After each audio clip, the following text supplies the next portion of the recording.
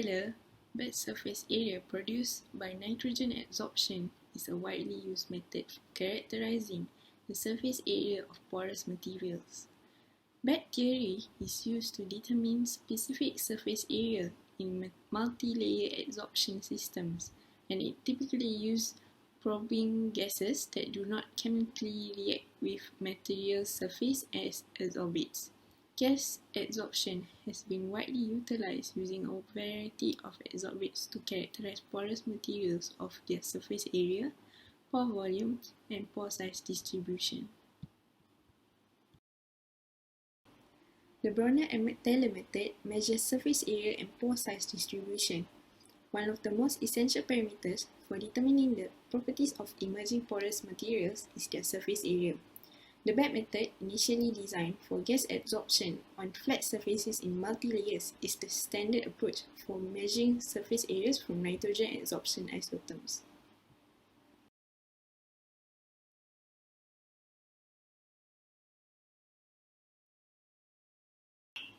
In most researches of the bed method and the study on the surface area of metal organic frameworks are obtained by implementing different approaches, which include nitrogen adsorption in carbon-based pores, determined using grand canonical Monte Carlo GCMC stimulations.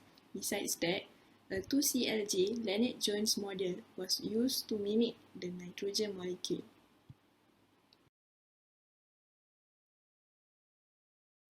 Sample preparation for BET. First, the sample is cryogenically cooled, usually with presence of liquid nitrogen, liquid oxygen, or liquid helium.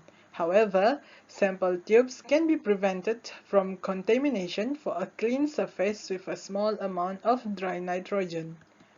Second, the adsorbate gas, which is either nitrogen or krypton, is then injected into the system at a consistently low pressure. Third, the gas is then absorbed and the system is about to equilibrate, after which time the resultant pressure over the sample is measured. Fourth, the amount of gas adsorbed by the sample at each reduced pressure point is then used to form an isotherm.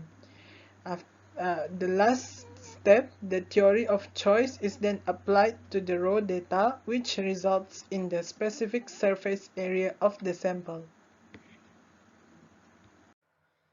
Assalamualaikum warahmatullahi wabarakatuh. My name is Siti Rashid binti Abdul Jadi. So we proceed for the final part, which is a sample discussion of data. This is the adsorption isotherm of the MOF, which is the metal organic framework. So for the first figure, show the BET predict the true monolayer area very well, but also have the outlier. And this figure also show the argon isotherm with a single step. Other than that, this is not true. Didn't show the true linear region because of overestimated by the BET technique.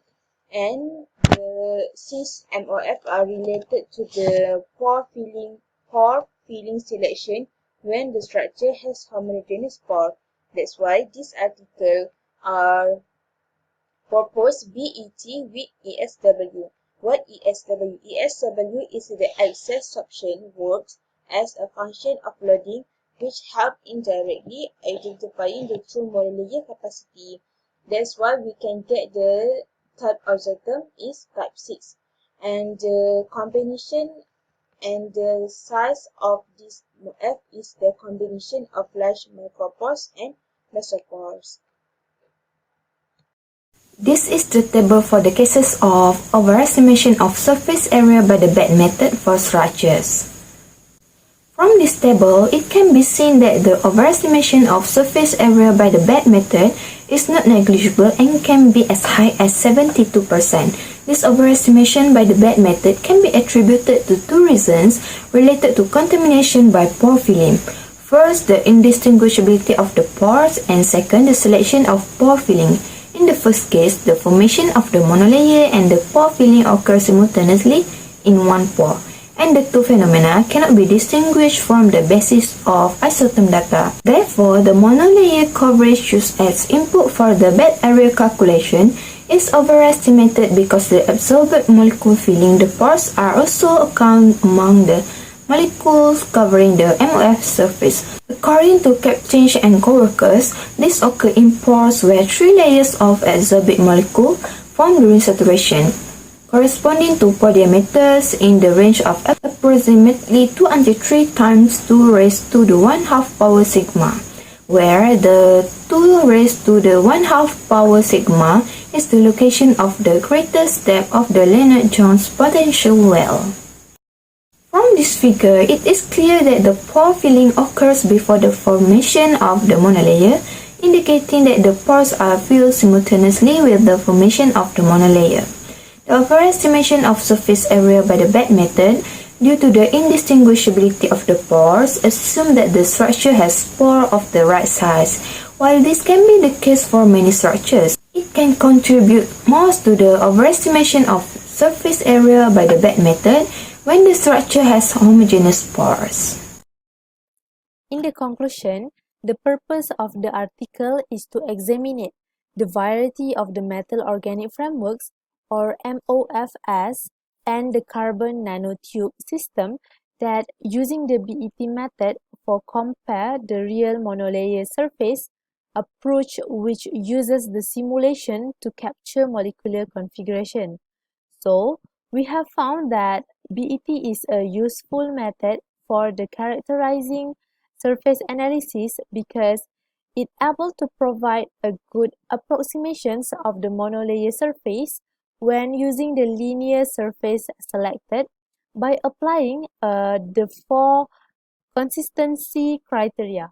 However, the consistency criteria not always helpful in the determining the optimal zone for the monolayer formation, especially for the MOF with the large surface area that are beneficial for the gas storage and the other application. This can affect the reliability BET method in the estimating the large surface area and multimodal pores. That's all from us. Thank you.